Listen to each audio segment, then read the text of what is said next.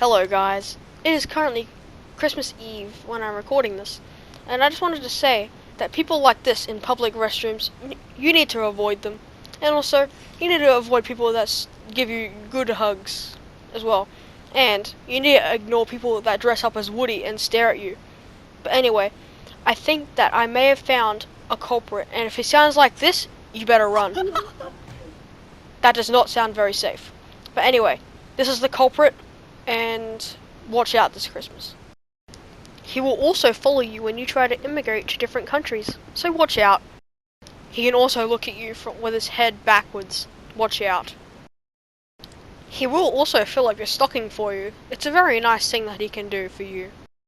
I can also leave this video like how your dad left you when you were a child.